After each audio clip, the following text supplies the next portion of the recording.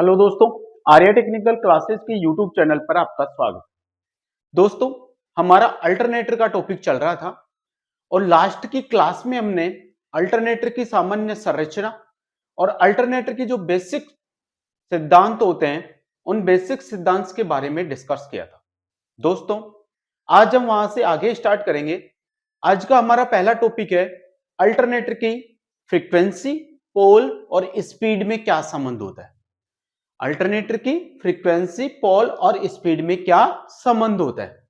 ये जो अपन फॉर्मूला पढ़ेंगे, इस फॉर्मूले से हमारी एग्जाम्स के अंदर एक क्वेश्चन आपको जरूर देखने को मिल जाता है और बहुत ही सिंपल सा आपका न्यूमेरिकल आता है। तो उसके बारे में आज हम डिस्कस करेंगे कि हमारी एग्जाम्स के अंदर से यहां से अगर कोई क्वेश्चन आएगा तो वो किस प्रकार से आएगा। तो देखिए, आज का हमारा टॉपिक है क्या, फ्रीक्वेंसी, पोल और स्पीड में संबंध, relation between frequency, pole and speed. देखिए, फ्रीक्वेंसी को हिंदी में क्या बोलते हैं, तो फ्रीक्वेंसी को हिंदी में बोलते हैं आवर्ती। क्या बोलते हैं फ्रीक्वेंसी को हिंदी में? आवर्ती। पोल्स को हिंदी में क्या बोलते हैं, तो पोल्स को हिंदी में बोलते हैं ध्रुव। और स्पीड को हिंदी में क्या बोलते हैं अपन? गति। तो आवर्ती, ध्रुव और गति, इन तीनों में संबंध के बारे में अपन क्या करेंगे, अध्ययन करेंगे। तो देखिए, सबसे पहला हमारा जो वर्ड आता है यहां पर, वो हमारा आता है सिंक्रोनस गति। सबसे पहला जो वर्ड आता है वो क्या आता है आपका? सिंक्रोनस गति, यानी कि सिंक्रोनस स्पीड। और सिंक्रोनस स्पीड को अपन किससे लिखते हैं? एनएस से। तो सबसे पहले हम जानते हैं कि ये सिंक्रोनस स्पीड होती क्या चीज है। देखिए, अल्टरनेटर के अंदर हमने पढ़ा या सिंक्रोनस मशीन्स के अंदर दो प्रकार की वाइंडिंग की जाती है। एक तो होती है आपकी फील्ड वाइंडिंग और दूसरी होती है आर्मेचर वाइंडिंग। फील्ड वाइंडिंग को हम डीसी सप्लाई के साथ जोड़ते हैं तो उस वाइंडिंग के अंदर चुंबकीय क्षेत्र पैदा होता है। जो आर्मेचर वाइंडिंग है वो थ्री फेज एसी सप्लाई के साथ उसको संयोजित किया जाता है या फिर उसके अंदर थ्री फेज एसी सप्लाई उत्पन्न होती है। अगर अल्टरनेटर होगा तो उसके अंदर थ्री फेज सप्लाई क्या होगी? जनरेट होगी। और यदि मोटर होगा तो मोटर को क्या करेंगे अपन? थ्री फेज एसी सप्लाई उसको क्या करेंगे? प्रदान करेंगे। तो यानी कि आर्मेचर के अंदर तो थ्री फेज एसी सप्लाई रहेगी, चाहे वो अल्टरनेटर हो चाहे वो सिंक्रोनस मोटर हो। अब थ्री फेज जहां एसी सप्लाई होगी वहां पर क्या होगा? स्टेटर के अंदर घूमने, उसके अंदर क्या होगा? घूमने वाला चुंबकीय क्षेत्र पैदा होगा। यानी कि वो चुंबकीय क्षेत्र एक निश्चित स्पीड से क्या होगा? घूमेगा, क्योंकि एसी सप्लाई है। और एसी सप्लाई के अंदर दो प्रकार का चुंबकीय क्षेत्र पैदा होता है, एक तो होता है परिवर्तित और दूसरा होता है घूर्णनशील। घूर्णनशील चुंबकीय क्षेत्र कब पैदा होता है एसी के अंदर? जब या तो दो फेज या दो से ज्यादा फेज की सप्लाई अपन उसको प्रदान करेंगे तो उसके अंदर परिवर्तित के साथ साथ घूर्णनशील चुंबकीय क्षेत्र भी उसके अंदर उत्पन्न होने लग जाता है। मतलब यहां पर थ्री फेज एसी सप्लाई है तो इसके आर्मेचर वाइंडिंग के अंदर भी क्या होगा? घूमने वाला चुंबकीय क्षेत्र पैदा होगा। अब ये आर्मेचर वाइंडिंग का चुंबकीय क्षेत्र जिस गति से घूमेगा या जिस गति से उसके फ्लक्स के मान में परिवर्तन हो रहा है, वो गति ही कौन सी गति कहलाती है? आपकी सिंक्रोनस गति कहलाती है। क्या कहलाती है? सिंक्रोनस गति। तो सिंक्रोनस गति का मतलब समझ में आया। सिंक्रोनस गति होती क्या चीज है? तो सिंक्रोनस गति क्या होती है? जो सिंक्रोनस मशीन की आर्मेचर वाइंडिंग के अंदर, आर्मेचर वाइंडिंग को जब अपन थ्री फेज सप्लाई देते हैं तो उस आर्मेचर वाइंडिंग के अंदर जो चुंबकीय क्षेत्र पैदा होता है, उस चुंबकीय क्षेत्र के घूमने की गति, किसकी गति है? चुंबकीय क्षेत्र के घूमने की गति को ही अपन क्या कहते हैं? सिंक्रोनस गति। इस सिंक्रोनस गति को अपन किससे लिखते हैं? एनएस से। तो इसको मैं अगर शॉर्ट में इसकी परिभाषा लिखूं तो क्या लिखूंगा? सिंक्रोनस मशीन के आर्मेचर, सिंक्रोनस मशीन के आर्मेचर में उत्पन्न चुंबकीय फ्लक्स की घूर्णन गति, उत्पन्न चुंबकीय फ्लक्स की जो घूर्णन गति होती है वो घूर्णन गति ही क्या कहलाती है? आपकी सिंक्रोनस गति कहलाती है। तो सिंक्रोनस मशीन चाहे अल्टरनेटर हो चाहे आपकी सिंक्रोनस मोटर हो, उसके आर्मेचर के अंदर जो चुंबकीय फ्लक्स उत्पन्न होता है, उस चुंबकीय फ्लक्स की जो घूर्णन गति होती है वो घूर्णन गति ही सिंक्रोनस गति कहलाती है। अब ये सिंक्रोनस गति का जो सूत्र होता है वो होता है ns बराबर होता है 120 f बटे क्या होता है आपका p होता है। बहुत इंपॉर्टेंट सूत्र है, हर बच्चे को आना चाहिए, क्योंकि इस सूत्र से आपकी एग्जाम्स के अंदर कहीं न कहीं क्वेश्चंस आपको जरूर देखने को मिलेगा। अब यहां पर जानते हैं, यहां पर क्या है आपका, यहां ns बराबर तो क्या है आपकी, तो ns बराबर तो है आपकी सिंक्रोनस गति। ns तो बराबर क्या है, सिंक्रोनस गति है। f बराबर क्या है यहाँ पर, f बराबर है आवृत्ति। f बराबर क्या है, आवृत्ति। आवृत्ति किसकी, इस आर्मेचर वाइंडिंग को अपन जो 3 फेज एसी सप्लाई दे रहे हैं, उस 3 फेज एसी सप्लाई की आवृत्ति। सप्लाई कब देंगे, जब वो सिंक्रोनस मोटर होगी, या फिर इस आर्मेचर वाइंडिंग के अंदर, यहां पर वाइंडिंग लिख लेना, आर्मेचर वाइंडिंग। इस आर्मेचर वाइंडिंग के अंदर जो 3 फेज एसी सप्लाई उत्पन्न हो रही है, उस सप्लाई की क्या है आपकी आवृत्ति। और आवृत्ति को अपन किससे मापते हैं, हर्ट्ज से मापते हैं। किससे मापते हैं, हर्ट्ज से। और P बराबर क्या है आपका, पोल्स की संख्या। पोल्स यानी कि ध्रुव की संख्या। P बराबर क्या है आपके, ध्रुव की संख्या। अब ये ध्रुव कहां होते हैं, ये ध्रुव होते हैं हमारे फील्ड वाइंडिंग के अंदर, क्योंकि ध्रुवों के ऊपर, पोल्स के ऊपर ही क्या लगाई जाती है, फील्ड वाइंडिंग लगाई जाती है। और वो फील्ड वाइंडिंग फिर क्या काम करती है, चुंबकीय क्षेत्र पैदा करने का काम करती है। तो अगर मेरे को अल्टरनेटर की घूर्णन गति या सिंक्रोनस मशीन या फिर सिंक्रोनस मोटर, इसकी अगर घूर्णन गति को मेरे को चेंज करना है, तो केवल किन राशियों को चेंज करके ही इसकी घूर्णन गति को चेंज कर सकता हूं, तो केवल 2 ही ऐसी राशियां हैं जिनके मान में परिवर्तित करने पर सिंक्रोनस स्पीड के मान में क्या होगा, परिवर्तन होगा। तो सिंक्रोनस स्पीड के मान में परिवर्तन एक तो किसकी सहायता से कर सकते हैं, एफ की सहायता से। एफ का मतलब क्या हो गया आपका, आवृत्ति। अगर मैं आवृत्ति के मान में कम या ज्यादा करता हूं, तो उस मशीन की सिंक्रोनस स्पीड पर क्या पड़ेगा, प्रभाव पड़ेगा। उस मशीन की सिंक्रोनस स्पीड या तो कम होगी या फिर क्या होगी, ज्यादा। दूसरा किसकी सहायता से चेंज कर सकते हैं अपन, पोल की सहायता से। अगर मैं सिंक्रोनस मशीन के फील्ड वाइंडिंग के अंदर पोल्स की संख्या को कम या ज्यादा करता हूं, तो भी मैं क्या कर सकता हूं, इस मशीन की सिंक्रोनस स्पीड को क्या कर सकता हूं, चेंज कर सकता हूं। और किसी भी माध्यम से हम सिंक्रोनस स्पीड को चेंज नहीं कर सकते। अगर मैं वोल्टेज को कम ज्यादा करता हूं, तो वोल्टेज आपको यहां पर कहीं दिख रहा है क्या, नहीं दिख रहा। तो वोल्टेज को कम या ज्यादा करने से सिंक्रोनस स्पीड पर कोई प्रभाव नहीं पड़ेगा, क्योंकि सिंक्रोनस स्पीड क्या है, आर्मेचर वाइंडिंग के अंदर उत्पन्न होने वाले फ्लक्स की घूर्णन गति। फ्लक्स, चुंबकीय फ्लक्स जो पैदा होगा, वो किसके ऊपर डिपेंड करेगा, फ्रीक्वेंसी पर। किस स्पीड से घूमेगा, वो किसके ऊपर डिपेंड करेगा, फ्रीक्वेंसी पर। तो वोल्टेज को कम या ज्यादा या फिर करंट को कम या ज्यादा करने से सिंक्रोनस स्पीड पर कोई प्रभाव नहीं पड़ता है। सिंक्रोनस स्पीड केवल 2 चीजों पर डिपेंड करती है, एक तो आवृत्ति पर और दूसरी पोल्स की संख्या पर। अब यहां पर आप देख पा रहे हो कि सिंक्रोनस स्पीड ns है, इसका मान इस आवृत्ति के तो क्या होता है, समानुपाती होता है। ns समानुपाती क्या होता है, f होता है। और समानुपाती का मतलब आप समझते हो, अगर मैं फ्रीक्वेंसी का मान बढ़ाऊंगा, तो सिंक्रोनस स्पीड का मान भी क्या होगा, बढ़ेगा। तो यदि मैं क्या करता हूं, फ्रीक्वेंसी के मान में वृद्धि करता हूं, तो सिंक्रोनस स्पीड ns का मान भी क्या हो जाएगा, बढ़ जाएगा। यदि मैं फ्रीक्वेंसी के मान में कमी करता हूं, यदि मैं फ्रीक्वेंसी के मान को कम करता हूं, तो सिंक्रोनस स्पीड का मान भी क्या हो जाएगा, कम हो जाएगा। अगर मैं फ्रीक्वेंसी के मान को कम करूंगा, तो सिंक्रोनस स्पीड ns का मान भी क्या हो जाएगा, कम हो जाएगा। यानी कि सिंक्रोनस मशीन की जो सिंक्रोनस स्पीड है, वो आवृत्ति के क्या होती है, आपकी समानुपाती होती है। दूसरा क्या हो गया आपका, जो सिंक्रोनस स्पीड ns है, वो व्युत्क्रमानुपाती होती है 1/t के। मैंने आपको कल वाले वीडियो के अंदर भी बताया था कि ns सिंक्रोनस स्पीड का मान पोल की संख्या के क्या होता है, व्युत्क्रमानुपाती होता है। अर्थात यदि मैं पोल की संख्या को बढ़ाऊंगा, तो सिंक्रोनस स्पीड का मान क्या हो जाएगा, कम हो जाएगा। यानी कि मैं क्या कर रहा हूं, जैसे ही पोल की संख्या में वृद्धि कर रहा हूं, तो सिंक्रोनस स्पीड ns का मान क्या हो जाएगा, कम हो जाएगा। अगर मैं पोल की संख्या को क्या करता हूं, आपका कम करता हूं, अगर मैं पोल्स की संख्या को कम करता हूं तो सिंक्रोनस स्पीड ns का मान भी क्या हो जाएगा, आपका ज्यादा हो जाएगा। क्या हो जाएगा, ज्यादा। तो एक तो ये वाला वर्ड आप याद रखोगे, एक ये चीज याद रखोगे, फॉर्मूला आपको याद रखना ही रखना है।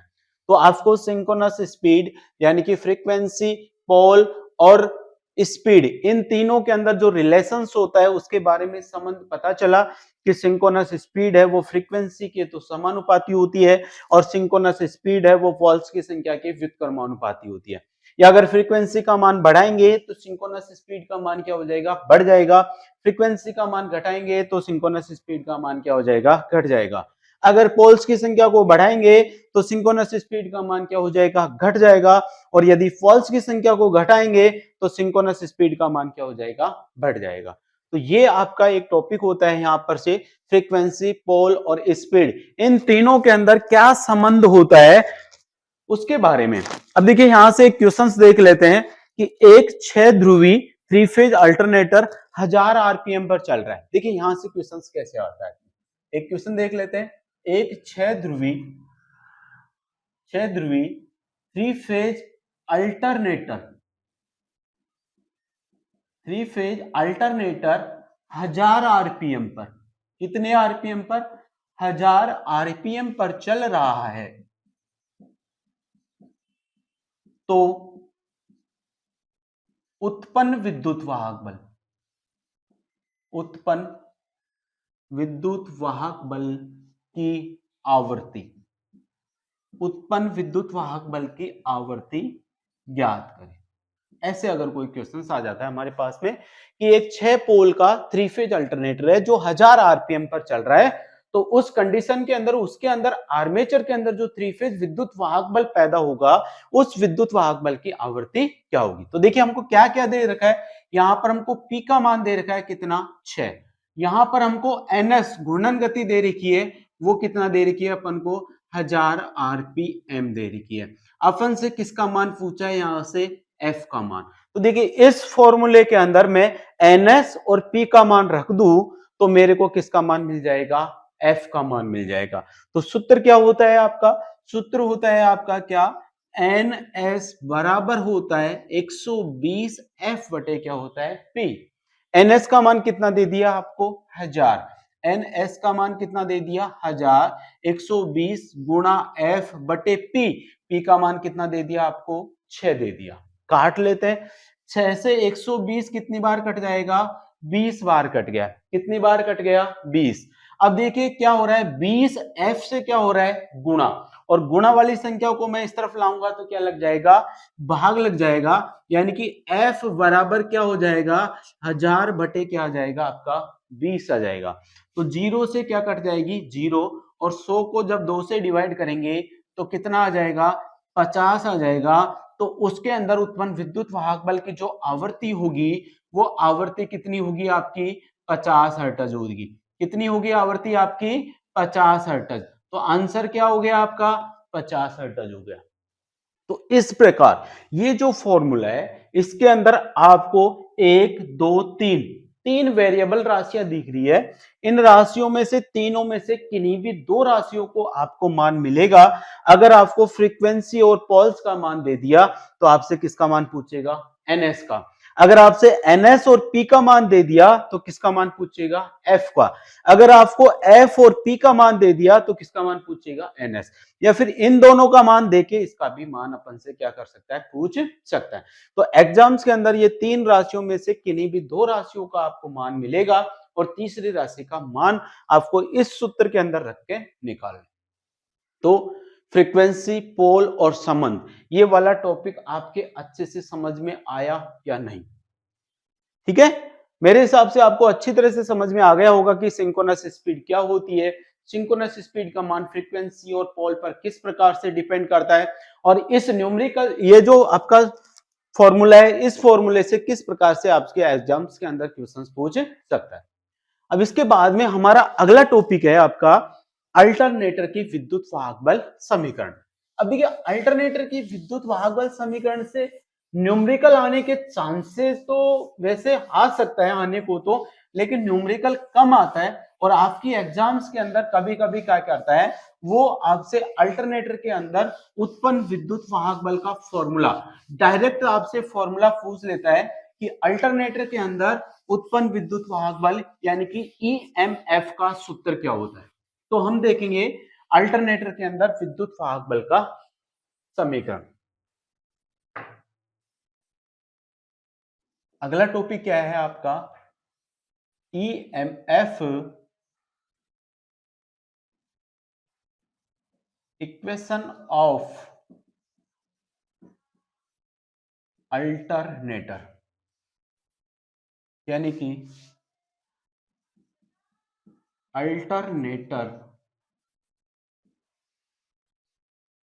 का विद्युत वाहक बल का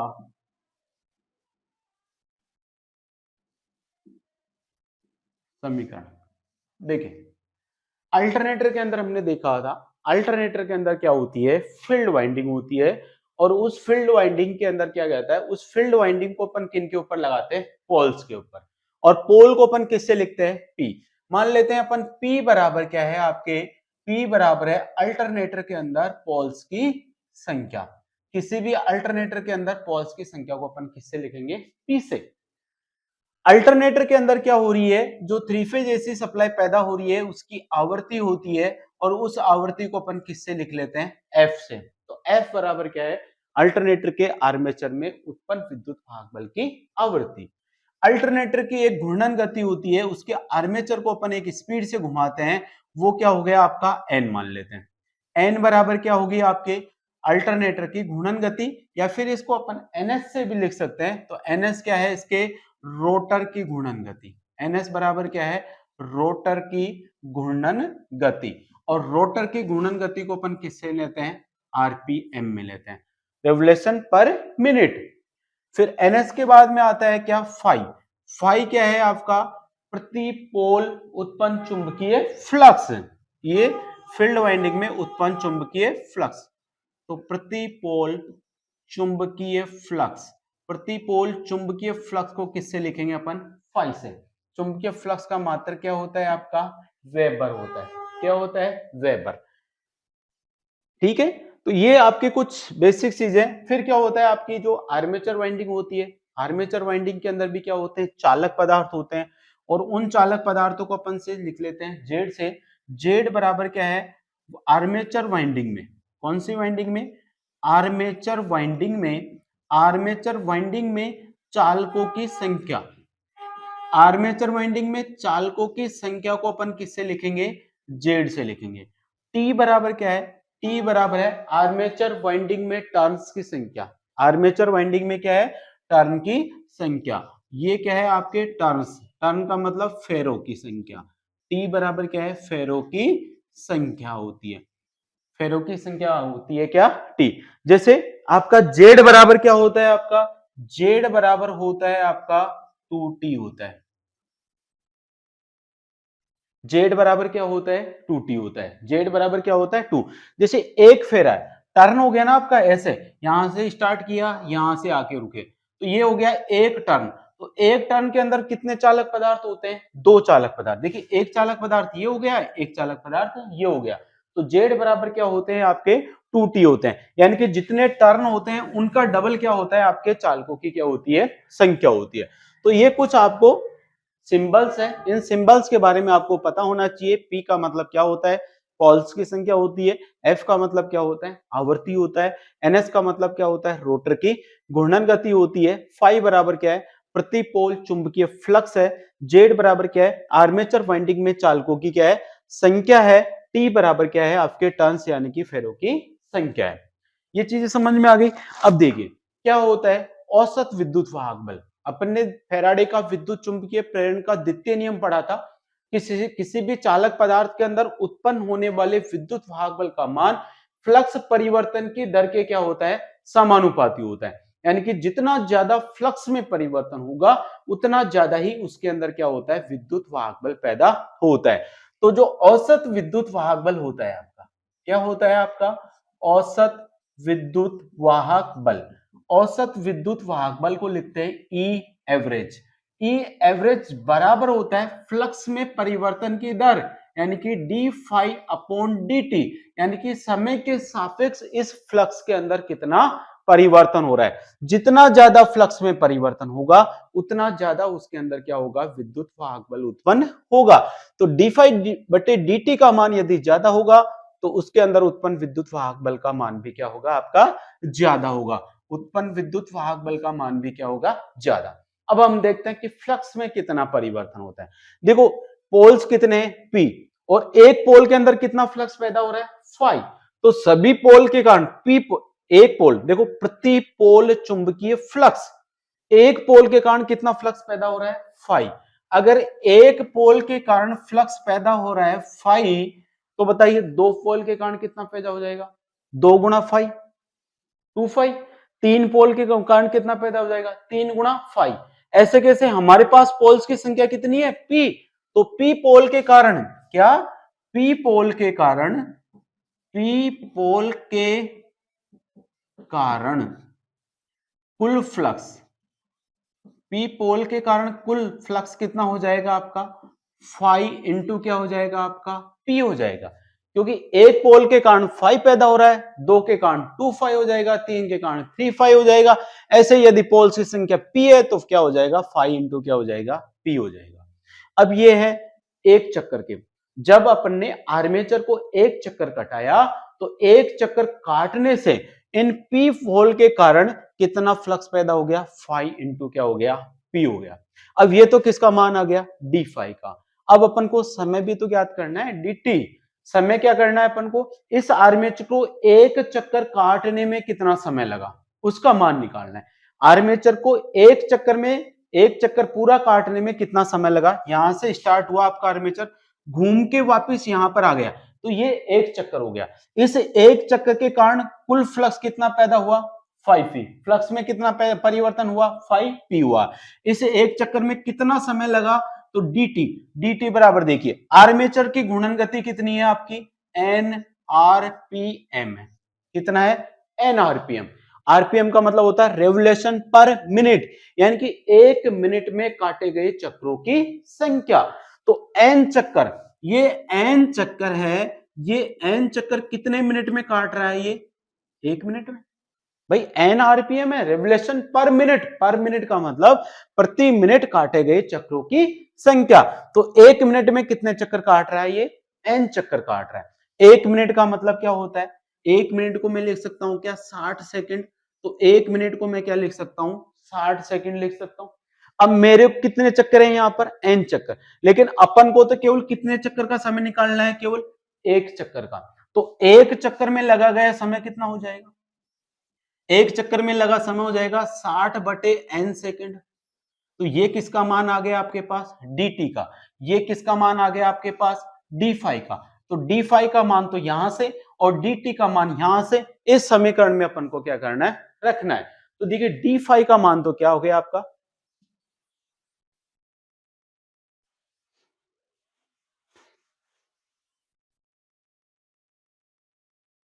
देखिए यहां से dt बराबर क्या आ गया था आपके पास, आ गया था 60 बटे n।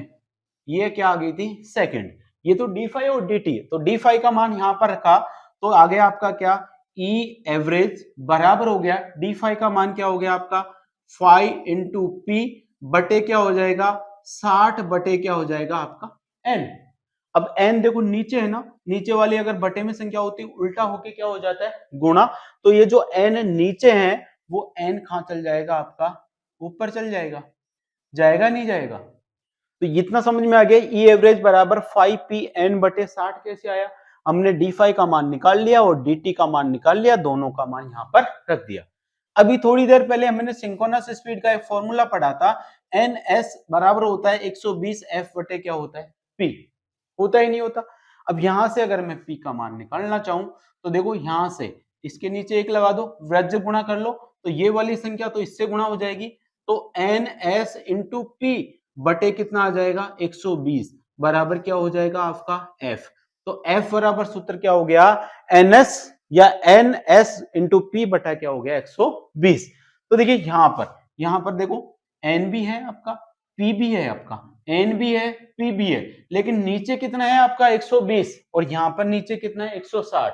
अगर मैं इसको भी 120 बना दूं, यानी कि 2 से ऊपर नीचे गुणा कर दूं, तो नीचे 2 से 60 को गुणा करूंगा तो कितना बन जाएगा 120 बन जाएगा। ये ऊपर का 2 ऐसे कैसे रह जाएगा। तो इस वाली चीज को देखो आप, यहां पर पी एन बटा 120, पी एन बटा 120, इस पी एन बटा 120 की जगह मैं क्या लिख सकता हूं, एफ लिख सकता हूं। क्या लिख सकता हूं, एफ। तो यहां पर क्या आ गया आपका ई एवरेज बराबर हो गया फाइव, और ये पी एन बटा 120 की जगह क्या लिख दिया मैंने, एफ, क्योंकि एफ बराबर क्या होता है पी एन बटा 120। और दो ऐसे कैसे आ जाएगा, तो दो मुख को मैं यहां पर आगे ले आता हूं, गुणा हो रही है ना तीनों संख्या, तो तीनों को गुणा कर लिया, तो एक सूत्र तो ये बन गया आपका, ये है ई एवरेज बराबर 2 क्या बन गया एफ। अब ये है औसत विद्युत वाहक बल, कितने चक्कर के कारण, केवल एक चक्कर के कारण, और एक चक्कर के अंदर भी कितने चालक पदार्थ है, केवल एक चालक पदार्थ। एक चालक पदार्थ को जब मैं एक चक्कर कटवाता हूं, क्या एक चालक पदार्थ है, एक चालक पदार्थ है, और उस एक चालक पदार्थ को जब मैंने एक चक्कर कटवाया, तो एक चक्कर कटवाने के कारण उस एक चालक पदार्थ के अंदर विद्युत वाहक बल कितना पैदा हो गया, ई एवरेज बराबर 2 हो गया। अब यहां पर यदि एक के कारण इतना है, तो दो के कारण क्या हो जाएगा, दो से गुणा, तीन के लिए तीन से गुणा कर देंगे।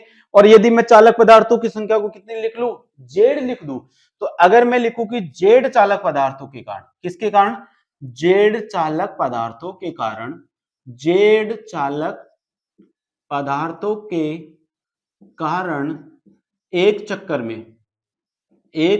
में उत्पन्न विद्युत वाहक बल, एक चक्कर में उत्पन्न विद्युत वाहक बल कितना हो जाएगा, ई एवरेज बराबर हो जाएगा 2 ये तो एक के कारण था। अब जेड की बात कर रहे हैं तो इसको किससे गुणा कर दूंगा मैं, जेड से गुणा कर दूंगा, तो ई एवरेज बराबर क्या हो जाएगा 2 जेड। एक तो आपको ये याद रखना है कि जेड चालक पदार्थों के कारण औसत विद्युत वाहक बल कितना होता है, ई एवरेज बराबर होता है 2 जेड होता है। ठीक है, अब मैं इसको मिटा दूं, थोड़ा सा स्पेस कम पड़ रहा है, तो ये वाली चीजें तो आपको पता ही है, पी बराबर पोल्स की संख्या, एफ एन एस फाई, और एफ और जेड क्या होता है, इसको आप नोट कर लो। ठीक है, इसको मैं मिटा रहा हूं, देखिए तो हमारे पास आ गया क्या, जेड चालक पदार्थों के कारण औसत विद्युत वाहक बल कितना हो गया, तो हमारे पास आ गया ई एवरेज बराबर हो गया 2 इंटू क्या हो गया जेड। लेकिन अपन क्या करते हैं, एसी के अंदर कौन सा विद्युत वाहक बल काम में लेते हैं, आरएमएस विद्युत वाहक बल। तो ई आरएमएस बराबर क्या होता है, ई आरएमएस बराबर होता है ई एवरेज गुणा होता है फॉर्म फैक्टर, क्या होता है फॉर्म फैक्टर, और फॉर्म फैक्टर का मान कितना होता है 1.11। तो ई एवरेज का मान मैं यहां से यहां पर रखूंगा, तो मेरे पास बन जाएगा ई आर एम एस बराबर, ई एवरेज बराबर कितना है 2 जेड गुणा 1.11, और 1.11 को 2 से गुणा करूंगा तो क्या आ जाएगा आपका ई आर एम एस बराबर हो जाएगा कितना 2.22 जेड। ये क्या है, जेड चालक पदार्थों के कारण आर्मेचर के अंदर उत्पन्न विद्युत वाहक बल। ठीक है, तो ये हो गया एक फॉर्मूला, तो आपको ये वाला याद रखना है जेड के टर्म में। अगर आपसे जेड के टर्म में फॉर्मूला पूछे तो ई आर एम एस बराबर होता है 2.22 जेड। लेकिन हम थोड़ी देर पहले पढ़े थे जेड बराबर क्या होता है आपका 2t होता है, तो जेड की जगह मैं जेड का मान रख दूं यदि 2t, तो क्या आ जाएगा आपका, यहां से दूसरा फॉर्मूला बन जाता है 5f, जेड की जगह मैं क्या रखूंगा 2 गुणा क्या रखूंगा t, और जब इस 2 को 2.22 से गुणा करेंगे तो मेरे पास ई आर एम एस का दूसरा फॉर्मूला आ जाता है 4.44 5ft। अगर आपको टर्न्स की संख्या दे रखी है किसी भी वाइंडिंग के अंदर, अगर आपको टर्न्स की संख्या दे रखी है तो आप ये वाला फॉर्मूला काम में लेंगे, और किसी भी वाइंडिंग के अंदर आपको जेड के संख्या दे रखी है तो आप ये वाला फॉर्मूला काम में लेंगे। अगर जेड का मान दे रखा है तो ये, और टी का मान दे रखा है तो ये, कुछ भी नया नहीं किया। जेड बराबर क्या होता है आपका 2t होता है, तो जेड की मैंने 2t रख दिया। तो ये तो हो गया आपका पहला सूत्र जो याद रखना है, ये हो गया आपका दूसरा सूत्र। ये चीज भले ही आपको याद ना रहे, ये चीज भले ही आपको याद नहीं रहे, ये सिर्फ मैंने आपको समझाने के लिए बताया है कि ये वाला जो फॉर्मूला बनता है वो कैसे बनता है। तो आपको एक तो ये फॉर्मूला याद रखना है, आपको ये फॉर्मूला रहता। अब ये दोनों जो फॉर्मूले हैं, ये फॉर्मूले आपकी देखो, मैंने आपको जब रोटर पढ़ाया था तब मैंने बढ़ाया था कि सैलिएंट पोल रोटर के अंदर एक तो की जाती है कंसंट्रेटेड वाइंडिंग, कौन सी की जाती है, कंसंट्रेटेड यानी कि संकेंद्रीय वाइंडिंग, और एक की जाती है फुल पिच वाइंडिंग। तो ये दोनों फॉर्मूले हैं आपकी कौन सी, concentrated and full pitch winding के लिए, कंसंट्रेटेड और फुल पिच वाइंडिंग के लिए।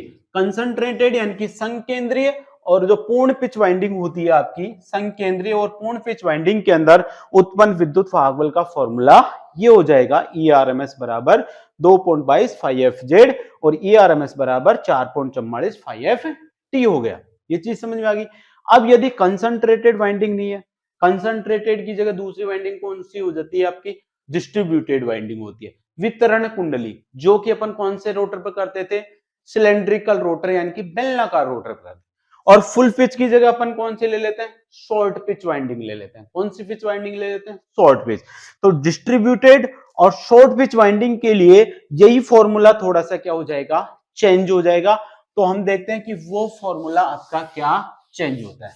देखिए कौन सी वाइंडिंग की बात कर रहा हूं मैं, डिस्ट्रीब्यूटेड और full pitch short pitch winding. अगर इसी फॉर्मूले को मैं डिस्ट्रीब्यूटेड का भाई हिंदी में मतलब होता है वितरण, मैंने लिखवाया है डिस्ट्रीब्यूटेड वाइंडिंग व short pitch winding, short pitch winding यानी कि ये होती है आपकी लघु पिच वाइंडिंग। हिंदी देख लेना भाई आपके हिसाब से, अगर ज्यादा समस्या हो इंग्लिश में तो मेरे को कमेंट कर देना, है ना। अगर कहीं पर भी इंग्लिश आपको समझ में नहीं आए तो बोल देना, अगले वीडियो में और थोड़ा हिंदी करने की कोशिश कर लूंगा। तो ये है आपका डिस्ट्रीब्यूटेड और शॉर्ट पिच वाइंडिंग के लिए। तो देखिए डिस्ट्रीब्यूटेड और शॉर्ट पिच वाइंडिंग के लिए इस फॉर्मूले के अंदर दो चीजें और आ जाती है आपकी, ERMS बराबर हो जाता है 4.44 KP इंटू आ जाता है KD, KP इंटू क्या आ जाता है KD। दो चीज नहीं जोड़ी है मैंने, एक तो बोला है KP और एक क्या जोड़ा है KD। और फॉर्मूला आपका ऐसे कैसे रहेगा, फाई F और क्या हो गया आपका T।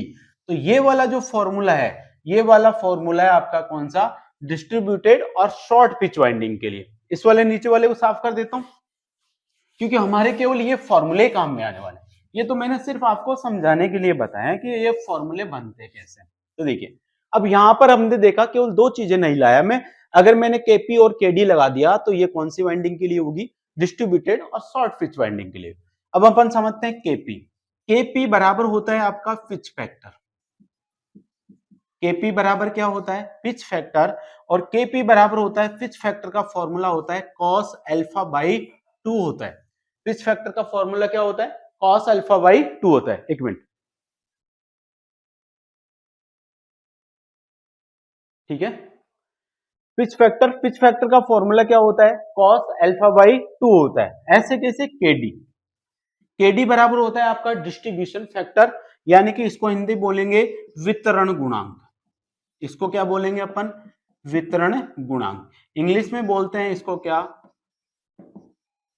डिस्ट्रीब्यूटेड फैक्टर, वितरण गुणांक। और वितरण गुणांक को अपन किससे लिखते हैं, KD से। और KD बराबर होता है cos m बीटा बाई 2 बटे m cos बीटा बाई 2। ये क्या है आपका, किसका फॉर्मूला है, KD का फॉर्मूला है। अब यहां पर आपसे पूछे कि m बराबर क्या होता है, तो m बराबर होता है भैया स्लॉट पर पोल इंटू क्या होता है आपका फेज होता है। ये तो किसका मान हो गया, m का। और आपसे पूछे कि बीटा बराबर कितना होता है, तो बीटा बराबर होता है 180 डिग्री बटे होता है क्या, स्लॉट बटे क्या होता है आपका पोल। अब ये स्लॉट बटे पोल ऐसे उल्टा होगा तो क्या हो जाएगा आपका, ये हो जाएगा 180 डिग्री इंटू क्या हो जाएगा, पोल बटे क्या हो जाएगा आपका स्लॉट। तो ये फॉर्मूले हैं आपके, यहां से पिच फैक्टर और डिस्ट्रीब्यूशन का फैक्टर का फॉर्मूला है। ये फॉर्मूले हम पढ़ेंगे जब डीसी मशीन की वाइंडिंग के बारे में पढ़ेंगे, जब हम एसी मशीन की वाइंडिंग के बारे में पढ़ेंगे, जब अपन वाइंडिंग वाला चैप्टर क्लियर करेंगे तो वहां पर अपने ये फॉर्मूले आएंगे कि पिच फैक्टर क्या होता है आपका, डिस्ट्रीब्यूशन फैक्टर क्या होता है। लेकिन आपको ये फॉर्मूला जरूर याद होना चाहिए। ये फॉर्मूला कई बार एग्जाम्स के अंदर पूछा हुआ है कि डिस्ट्रीब्यूशन फैक्टर का सूत्र क्या होता है, सीधा सीधा पूछा गया है। तो डिस्ट्रीब्यूशन फैक्टर का फॉर्मूला होता है के डी बराबर होता है cos m बीटा बाई 2 बटे m into cos beta by 2। यहां पर आपको m का मतलब पता होना चाहिए। m बराबर क्या होता है, स्लोट बटे पोल गुणा फेज। स्लोट क्या होता है, आर्मेचर वाइंडिंग, आर्मेचर होता है ना, आर्मेचर की परिधि पर वाइंडिंग को रखने के लिए जो इस प्रकार से खांचे बनाए जाते हैं, इस प्रकार से जो खांचे बनाए जाते हैं वो खांचे ही क्या कहलाते हैं, आपके स्लोट कहलाते हैं। पोल आपको पता ही है, फील्ड वाइंडिंग के अंदर जो पोल होते हैं। फेज आपको पता ही है कि अल्टरनेटर आपका सिंगल फेज का है या 3 फेज का, तो उसके आधार से अपन किसका मान निकाल लेंगे, एम का, और उसी के हिसाब से अपन किसका मान निकाल लेंगे, बी का, क्योंकि बी बराबर क्या है 180 डिग्री बटे स्लोट बटे क्या है, पोल है। 180 डिग्री बटे स्लोट बटे पोल, तो स्लोट और पोल की संख्या को मैं यहां पर रख के 180 में उसका भाग लगाऊंगा तो किसका मान मिल जाएगा, बीटा का। अब एम का और बीटा का मान यहां पर रख देंगे तो अपन को डिस्ट्रीब्यूशन फैक्टर का मान क्या हो जाएगा, प्राप्त हो जाएगा। ऐसे कैसे, पिच फैक्टर बराबर होता है cos अल्फा बाई 2। यहां पर अल्फा बराबर क्या होता है, देखो अल्फा बराबर होता है आपका शॉर्ट एंगल। अल्फा बराबर क्या होता है आपका, शॉर्ट एंगल। क्योंकि अपन कौन सी वाइंडिंग पढ़ रहे हैं, short pitch winding. Short pitch winding का मतलब है कि उस वाइंडिंग को कितने एंगल से अपन ने शॉर्ट किया। फुल पिच वाइंडिंग के अंदर जो एंगल होता है दोनों चालक पदार्थों के अंदर, देखो एक वाइंडिंग इस प्रकार से, एक कोर इसका यहां पर है, एक कोर यहां पर है, एक चालक पदार्थ ये है, एक चालक पदार्थ है। अगर ये फुल पिच वाइंडिंग होगी तो इन दोनों के बीच में कोण का मान कितना डिग्री होगा, 180 डिग्री। अब यदि ये दो चालक पदार्थ है, ठीक है, और इन दोनों के अंदर फुल पिच वाइंडिंग होगी तो दोनों के बीच में कोण का मान कितना हो गया, 180 डिग्री। लेकिन मैं इस चालक पदार्थ को यहां पर न लगा के अगर इस चालक पदार्थ को मैं यहां पर रख दूं तो अब जो कोण यहां पर बचा, मान लेते हैं मैंने इसको अल्फा कोण से क्या कर दिया, शॉर्ट कर दिया, मतलब अल्फा कोण खा लिया है, इसको मैं पीछे ले आया, तो ये जो जितने कोण से इसको शॉर्ट किया है तो अब ये कोण कितना बच जाएगा, 180 माइनस क्या बच जाएगा, अल्फा। तो इस वाइंडिंग को मैंने कितने एंगल से शॉर्ट कर दिया, अल्फा एंगल से शॉर्ट कर दिया। तो अल्फा बराबर क्या होता है आपका, शॉर्ट एंगल। तो ये अब एक चालक पदार्थ तो यहां पर है, एक चालक पदार्थ यहां पर है, तो ये दोनों चालक पदार्थ हो गए, तो ये वाइंडिंग तो होगी शॉर्ट पिच। और यदि ये दोनों चालक पदार्थों के बीच में 180 डिग्री का अंतर है तो ये वाइंडिंग होगी आपकी कौन सी, फुल पिच। तो एक तो होती है फुल पिच और एक होती है शॉर्ट पिच। ये वाला फॉर्मूला तो कौन सी वाइंडिंग के लिए, फुल पिच के लिए।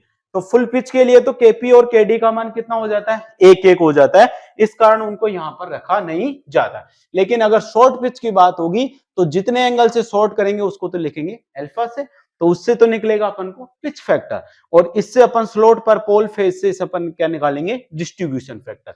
तो देखिए आपको एक फॉर्मूला ये याद रखना है, एक फॉर्मूला आपको ये वाला याद रखना है, एक फॉर्मूला आपको ये वाला याद रखना है, इंपॉर्टेंट फॉर्मूले हैं। एक फॉर्मूला आपको ये पिच फैक्टर का याद रखना है और ये डिस्ट्रीब्यूशन फैक्टर का आपको फॉर्मूला याद रखना है। डिस्ट्रीब्यूशन फैक्टर के अंदर आपको m बराबर क्या होता है ये पता होना चाहिए, बीटा का फॉर्मूला क्या होता है ये पता होना चाहिए, ठीक है। तो ये हो गया आपका कौन सा, अल्टरनेटर की विद्युत वाहक बल समीकरण। तो आपको ज्यादा कुछ भी याद नहीं रखना है, तो ये और ये दो फॉर्मूले ये तो याद रखना है, क्योंकि यहां से आपके एग्जाम्स के अंदर डायरेक्ट आपसे सूत्र पूछेगा और कुछ नहीं करवाएगा, ये डेरिवेशन आपको सोल्व नहीं करना, आपसे केवल आपकी एग्जाम्स के अंदर सूत्र पूछता है। ये डेरिवेशन तो मैंने आपको समझाने के लिए बताया कि कई बच्चों के दिमाग में ये रहे कि ये सूत्र आए कहां से, तो ये जो बनने का प्रोसेस था मैंने आपको पिछले बताया, बोर्ड के अंदर स्पेस कम था इस कारण से मैंने इसको मिटा दिया। तो आज हमने सिर्फ केवल दो फॉर्मूले के बारे में डिस्कस किया है। पहला जो हमने फॉर्मूला देखा था वो हमने देखा था फ्रीक्वेंसी, पोल और स्पीड के अंदर क्या संबंध होता है। किसी भी सिंक्रोनस मशीन के अंदर फ्रीक्वेंसी और पोल की संख्या को चेंज करने से उसकी सिंक्रोनस स्पीड में किस प्रकार से परिवर्तन होता है वो समझा। फिर हमने पढ़ा अल्टरनेटर की जो विद्युत वाहक बल समीकरण क्या होती है, कि अल्टरनेटर के अंदर जो विद्युत वाहक बल पैदा होता है वो किन किन चीजों पर डिपेंड करता है। तो देखिए आप देख सकते हो अल्टरनेटर के अंदर पैदा होने वाला विद्युत वाहक बल ERMS केवल तीन चीजों पर डिपेंड कर रहा है। एक तो एफ के ऊपर, एफ क्या है, फील्ड वाइंडिंग के अंदर पैदा होने वाला चुंबकीय फ्लक्स। यानी कि अगर मैं फील्ड वाइंडिंग के अंदर प्रवाहित होने वाली धारा के मान को कम ज्यादा करता हूं तो उस वाइंडिंग के अंदर पैदा होने वाले विद्युत वाहक बल का मान भी क्या हो जाएगा, चेंज हो जाएगा। फील्ड वाइंडिंग के अंदर प्रवाहित धारा के मान को परिवर्तित करके अल्टरनेटर के अंदर उत्पन्न विद्युत वाहक बल के मान को अपन क्या कर सकते हैं, कम या ज्यादा कर सकते हैं। अब फील्ड वाइंडिंग का मतलब एक्साइटेशन, तो पूछा जाता है आपके कि आपके सिंक्रोनस मशीन के अंदर जब एक्साइटेशन का मान चेंज किया जाता है तो एक्साइटेशन का मान चेंज करने से किस राशि पर प्रभाव पड़ता है, तो उत्पन्न होने वाले विद्युत वाहक बल का मान चेंज होता है। अगर फ्रीक्वेंसी चेंज होगी तो भी उत्पन्न विद्युत वाहक बल पर डिपेंड करेगा। और टी टर्न तो क्या है, कांस्टेंट राशि है, क्योंकि एक बार अपन ने आर्मेचर पर वाइंडिंग कर दी तो उस आर्मेचर की वाइंडिंग को बार बार थोड़ी चेंज करेंगे। ये तो है नहीं कि अपन को 1 घंटे बाद में आर्मेचर की स्पीड को 1500 करनी है तो उस आर्मेचर की वाइंडिंग को काट के फेंकेंगे और उसकी जगह नई वाइंडिंग करेंगे। तो केवल कितनी राशियां हैं यहाँ पर, केवल 2 ही वेरिएबल राशियां हैं, एक तो फाई और एफ। इन दोनों के मान को कम ज्यादा करके इस अल्टरनेटर के अंदर उत्पन्न होने वाले विद्युत वाहक बल के मान को चेंज कर सकते हैं। तो ये फॉर्मूले आपको कैसे भी अच्छी तरह से 2-4 बार लिखकर आप याद करोगे तो अच्छी तरह से याद हो जाएगी, कोई ज्यादा टफ फॉर्मूले नहीं है। तो आज के लिए बस इतना ही, मिलते हैं आपको नेक्स्ट वीडियो के अंदर। देखिए मैं आपको जो भी वीडियो बना रहा हूं, अगर आप चाहते हो कि आपके स्मार्ट तरीके से और बहुत अच्छी तरह से आपकी तैयारी हो तो उसके लिए आपको साथ के साथ इनके नोट्स बनाने पड़ेंगे, साथ के साथ आपको इनको रिवाइज करते रहना पड़ेगा। अब मैंने जो आपको कल पढ़ाया था, अगर उस चीज को आप दोबारा एक बार और पढ़ लेते हो तो वो चीज आपके दिमाग में 100% हो जाएगी। अब मैंने आपको कल पढ़ाया उसको आज आपने रिवाइज किया, आज जो मैंने पढ़ाया उसको आपने पढ़ के नोट्स बना लिए। अब जो मैं कल पढ़ाऊंगा तो उसको पढ़ने से पहले आप परसों मैंने जो पढ़ाया था, आज मैंने जो पढ़ाया था और कल जो मैं पढ़ाऊंगा, पहले पिछले 2 दिन की क्लास को आप रिवाइज करोगे, फिर आप नेक्स्ट क्लास को पढ़ोगे। तो आपके वो चीजें क्या होगी, आपकी लगातार अपडेट होती रहेगी और लगातार अपडेट रहेगी तो आपके दिमाग में वो 100% स्टोर हो जाएगी। ऐसे नहीं कि आपने एक बार पढ़ लिया उस चीज को आप 15-20 दिन के लिए फिर दोबारा पढ़ ही नहीं रहे हो, तो वो चीज आपके दिमाग में से स्किप हो जाएगी। तो इन चीजों को बार बार की, चाहे आप एक चैप्टर को चाहे आप 10 दिन के अंदर कंप्लीट करो, लेकिन 10 दिन के अंदर आप जब कंप्लीट करो तो जब आपको लास्ट 10वें दिन आप उस चैप्टर को पढ़ो तो आपको ऐसा लगना चाहिए कि 10 मिनट के अंदर उस चैप्टर का पूरे का रिवाइज हो जाए। क्योंकि आप जो पिछले पढ़ते जा रहे हो और आपको नेक्स्ट में जो पढ़ा रहा हूं तो उससे पहले पिछले का रिवाइज करके फिर पढ़ोगे तो वो चीजें आपके लंबे समय तक आपके दिमाग में स्टोर रहेगी। ये चीज आप दिमाग में रखो थोड़ा, और साथ के साथ नोट्स बनाओ, ऐसी कोई बात नहीं। जैसे मेरे को टाइम मिलेगा मैं आपके लिए बहुत अच्छे से अच्छा कंटेंट आपके लिए उपलब्ध कराने की कोशिश करूंगा। तो आज के लिए बस इतना ही, मिलते हैं आपको नेक्स्ट वीडियो के अंदर।